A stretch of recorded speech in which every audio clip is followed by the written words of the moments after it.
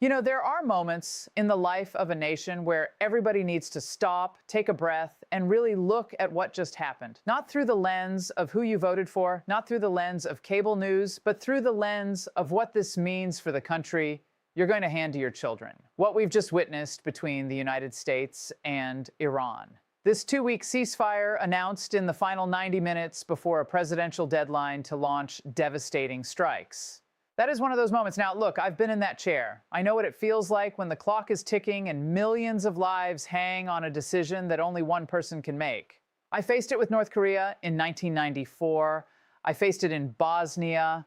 I faced it every single time we had to decide whether American power would be used wisely or recklessly. And let me tell you something, the gravity of those moments never leaves you. It shouldn't leave any president. So, when I look at what's unfolding right now, a fragile ceasefire already showing cracks, both sides claiming total victory, our closest allies publicly contradicting the terms, and attacks still being reported across the Gulf even as the ink dries. I don't see a triumph. I see a country that was taken to the edge of something catastrophic and pulled back at the last second without a clear plan for what comes next. And that should concern every American. I want to walk you through exactly what happened, what's in this deal, and where I believe this is heading, because some of the details here are going to surprise you. And we'll come back to those in a moment. But first, we've got to understand the road that brought us here, because none of this happened in a vacuum. Now, to understand where we are today, you've got to understand the road that brought us here, because this didn't start last Tuesday. This started a long time ago. Back in 2015, the United States, along with our European allies, Russia and China, negotiated the JCPOA, the Iran nuclear deal. Now, look, was it a perfect agreement? No. No deal of that magnitude ever is. I'll be the first to tell you that. But it did something essential. It froze Iran's nuclear program under the most intrusive international inspection regime ever designed. It gave us eyes inside their facilities, and it kept the door open for diplomacy, for engagement, for the slow, unglamorous work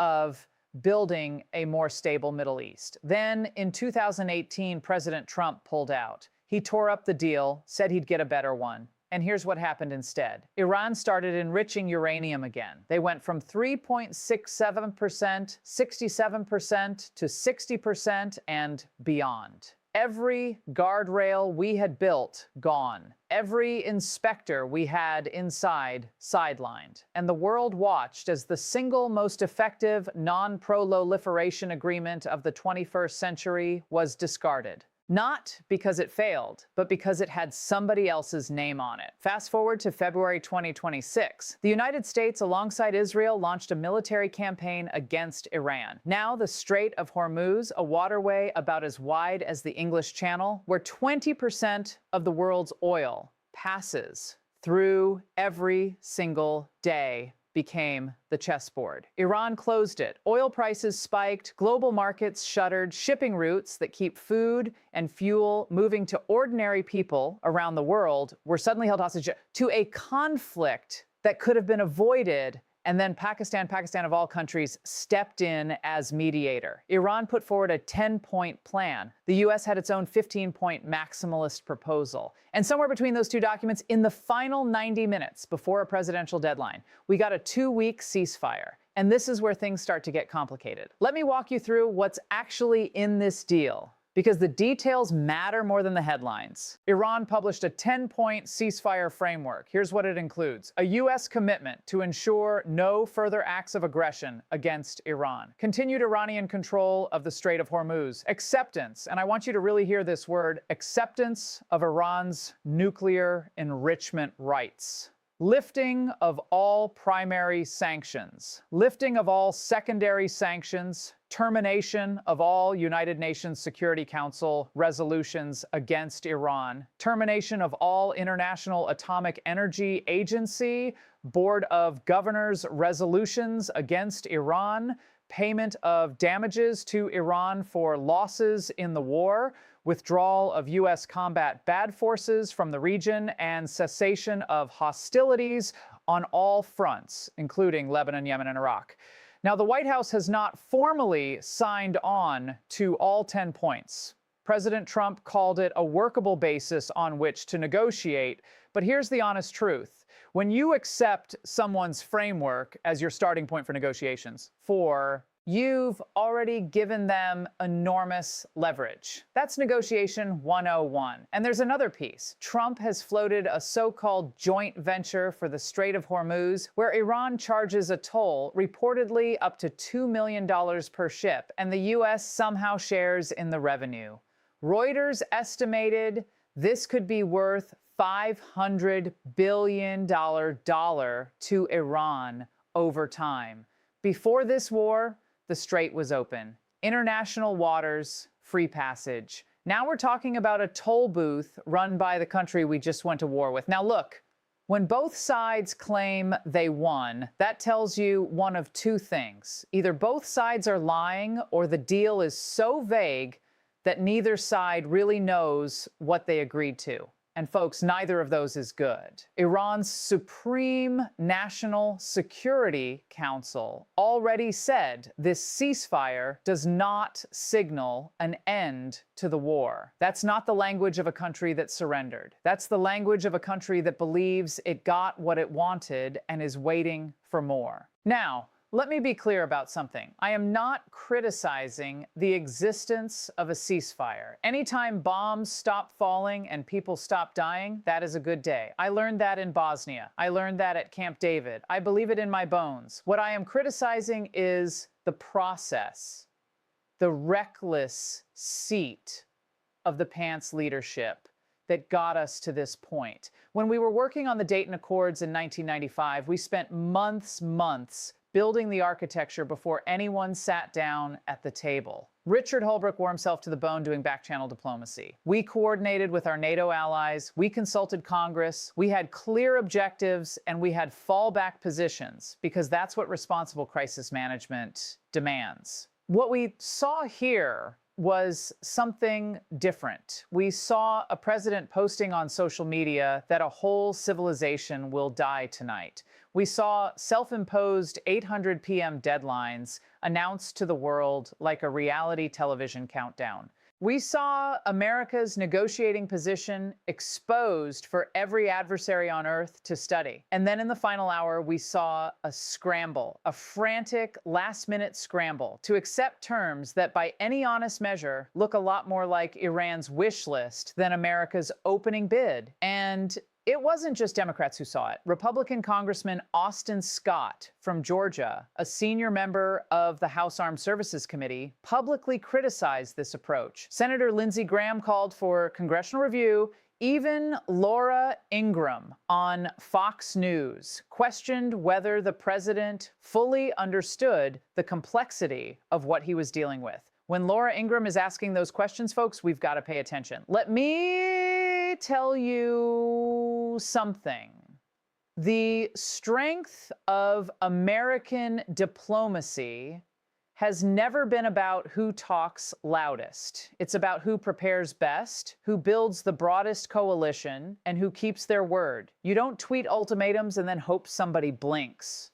That's not diplomacy. That's gambling. And when you're gambling with the lives of American service members and the stability of the global economy, the stakes are too high for improvisation. Now, I want to broaden the lens a little because the problem here isn't just one deal or one ceasefire. The problem is what this episode reveals about the erosion of the guardrails that keep American democracy functioning. Start with Congress. The United States launched a war against Iran, a sovereign nation, a major regional power without a formal declaration of war, without a new authorization for the use of military force. The last time I checked, Article 1 of the Constitution gives that power to Congress, not to one person's social media account. And it wasn't just Democrats raising this concern. Senator Graham, a man who has rarely met a military intervention he didn't support without their calling for congressional oversight. That tells you something about how far outside the normal process this went. Then, look at the State Department. Where were the professional diplomats? Where was the career foreign service that has spent decades building relationships and institutional knowledge in the Middle East? They were sidelined. And when you sideline the experts, you end up negotiating in a crisis without the people who know the terrain. That's like performing surgery without a surgeon in the room. Look at our allies. NATO Secretary General Mark Rutte was visiting the White House the day the ceasefire was announced.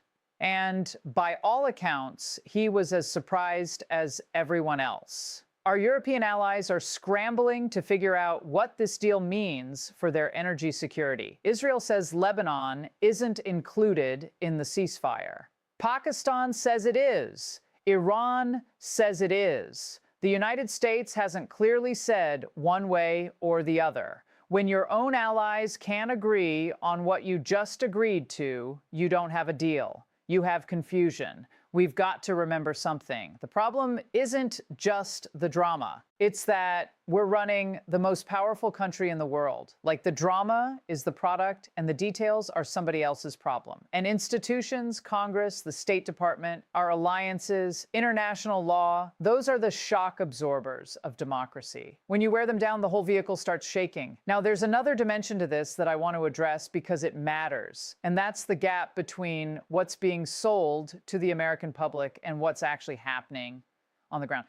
President Trump took to Truth Social and declared, and I'm paraphrasing here, total and complete victory, 100%. He said China persuaded Iran to make a deal. He said Iran's uranium stockpile would be perfectly taken care of. He floated this idea of a joint venture for the Strait of Hormuz as if the United States just co-signed a business deal instead of ending a war we started. And then Fox News ran with it. Laura Ingraham called it a defining moment. Pete Hegseth called it a real chance at peace. Commentators were calling it a home run, a golden age for the Middle East. Now, I respect that people have different views, and I understand that every network has its perspective. But here's where it gets troubling. At the very same time, and this is important, Iran's state media was broadcasting to its own people that this was a U.S. retreat, a withdrawal, a capitulation. Iran's Supreme National Security Council said the ceasefire does not signal an end to the war. Iranian officials were celebrating in the streets of Tehran.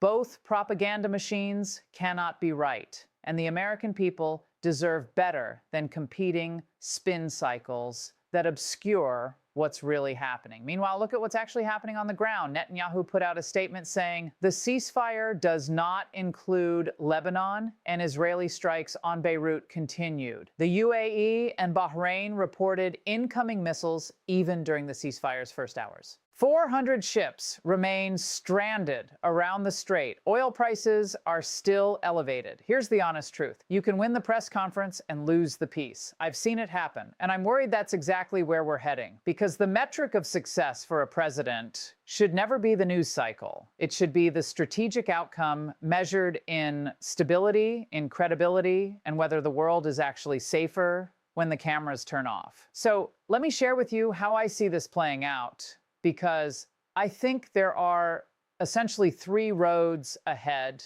and the one we end up on depends on choices that haven't been made yet. The first possibility, and I want to be honest, I give this the lowest odds, is that this ceasefire holds. The Islamabad talks produce a real framework, and both sides make genuine concessions. Iran agrees to meaningful limits on enrichment under international inspection.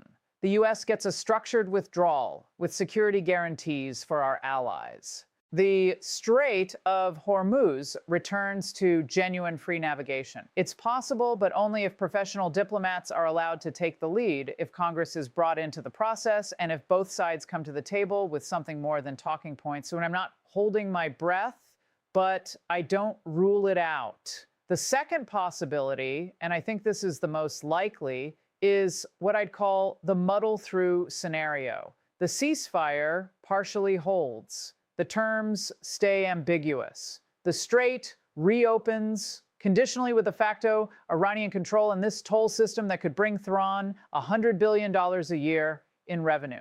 The conflict enters a frozen state. Not peace, not war, just a slow burn with periodic flare-ups. And here's the danger of that. It leaves Iran structurally stronger, U.S. credibility weakened, our alliances frayed, and the Middle East no more stable than it was before a single bomb fell. Working families in Ohio and Arkansas end up paying more for gas and groceries while Iran builds leverage. The third possibility, and this is the one that keeps me up at night, is collapse. The ceasefire disintegrates. Netanyahu continues strikes in Lebanon. Gulf states push back. Iran declares the terms violated, and President Trump faces the exact same impossible choice in 2 weeks that he faced last Tuesday, except now with less credibility, less leverage, and a world that has already watched America blink. The next 72 hours are going to tell us a lot.